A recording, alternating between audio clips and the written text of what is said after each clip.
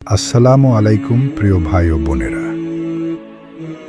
আপনি কি কখনো এমন পরিস্থিতিতে পড়েছেন যেখানে সব কিছু ঠিক মনে হলেও ফলাফল আপনার প্রত্যাশার বিপরীত হয়েছে? আপনি কি কখনো ভেবেছেন কেন কিছু মানুষ সত্য জানার পরও তা গ্রহণ করে না? আর কেন আল্লাহ বারবার নবীদের মাধ্যমে মানুষকে সতর্ক করেন, কিন্তু অনেকেই তা উপেক্ষা করে? আজ আমরা জানব সূরা ইউনুসের ইতিহাস, নবীদের কাহিনী এবং ধৈর্যের সেই শিক্ষা যা আমাদের জীবনের প্রতিটি কঠিন মুহূর্তে পথ দেখাতে পারে। আপনাদের সবাইকে স্বাগতম আমাদের ইসলামিক চ্যানেল শেষ ঠিকানাতে, যেখানে আমরা কোরআন ও হাদিসের আলোকে এমন বিষয়গুলো নিয়ে আলোচনা করি যা আমাদের জীবনকে সুন্দর, নিরাপদ এবং আখিরাতমুখী করতে সাহায্য করে। আজকের আলোচনার বিষয় সূরা ইউনুস। প্রিয় ভাই ও বোনেরা, চলুন আমরা সময়কে একটু পেছনে নিয়ে যাই। মক্কার সেই সময় মুসলমানরা তখন কঠিন অবস্থার মধ্যে রয়েছে। তাদের সংখ্যা কম, চারদিকে বিরোধিতা, তাদের কথা কেউ শুনতে চায় না। রাসূলুল্লাহ সাল্লাল্লাহু আলাইহি ওয়াসাল্লাম মানুষকে সত্যের দিকে ডাকছেন, কিন্তু অনেকেই তা অস্বীকার করছে। ঠিক এই সময় আল্লাহ তাআলা নাজিল করলেন সূরা ইউনুস। সূরা ইউনুস হল কুরআনের 10 নম্বর সূরা। এতে রয়েছে 109টি আয়াত। উলামায়ে তাফসিরের মতে এটি একটি মাক্কি সূরা। এই সূরার নাম ইউনুস হযরত ইউনুস আলাইহিসসালামের নামানুসারে রাখা হয়েছে। যদিও তার কাহিনী এখানে সংক্ষেপে এসেছে, তবে এর শিক্ষা অত্যন্ত গভীর। ইমাম ইবনে কাসির রহমাতুল্লাহি আলাইহি বলেন, এই সূরার মূল বার্তা হল সত্যের উপর ধৈর্য ধারণ করা এবং আল্লাহর উপর পূর্ণ ভরসা রাখা।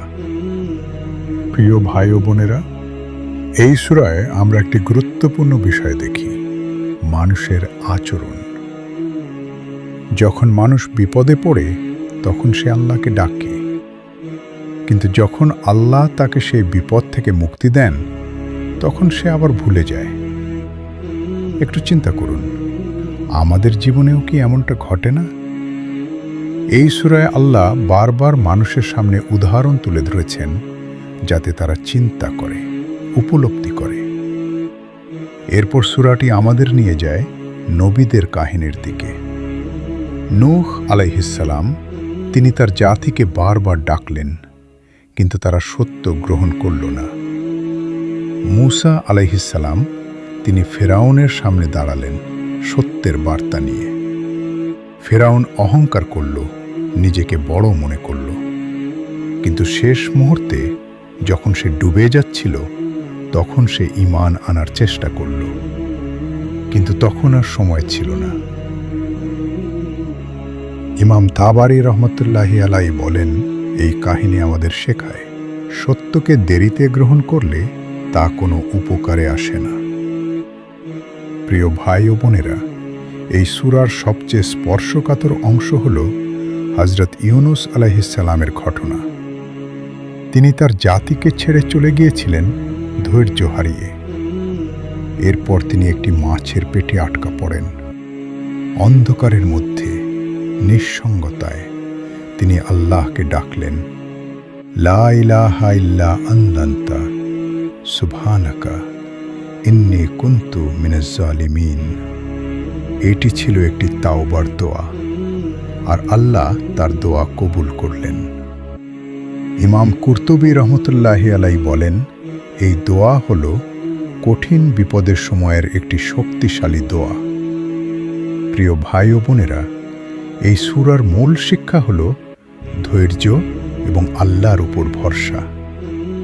কখনো কখনো আমরা আমাদের জীবনে তাড়াহুড়া করি, ফলাফল দ্রুত চাই, ধৈর্য হারিয়ে ফেলি। কিন্তু এই সূরা আমাদের শেখায় আল্লাহর পরিকল্পনা সব সময় সেরা। আজকের যুগে মানুষ দ্রুত ফলাফল চায়, কিন্তু ধৈর্য কমে গেছে। এই সূরা আমাদের মনে করিয়ে দেয় সাফল্য আসে ধৈর্যের মাধ্যমে।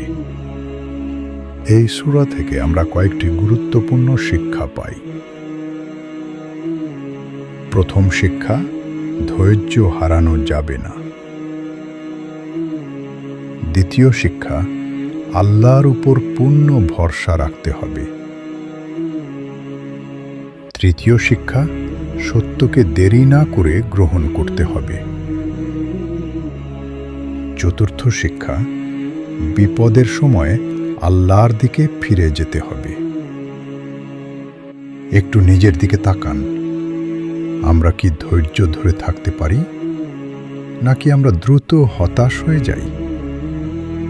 সূরা ইউনুস আমাদের শেখায় একজন প্রকৃত মুমিন সেই ব্যক্তি যে কঠিন সময়েও আল্লাহর উপর ভরসা রাখে। যদি আমরা এই সূরার শিক্ষা বুঝে জীবন গড়ি, তাহলে আমরা হতাশা, ভয় এবং অস্থিরতা থেকে মুক্ত থাকতে পারব।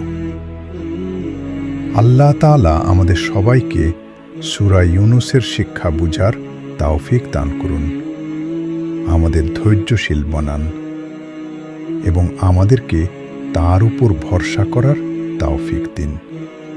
আমিন। আপনাদের যদি এই আলোচনা উপকারী মনে হয়, তাহলে আমাদের ইসলামিক চ্যানেল শেষ ঠিকানা সাবস্ক্রাইব করে আমাদের সাথেই থাকুন। ভিডিওটি শেয়ার করুন যাতে এই গুরুত্বপূর্ণ বার্তাটি আরও মানুষের কাছে পৌঁছে যায়। আসসালামু আলাইকুম ওয়া রাহমাতুল্লাহ।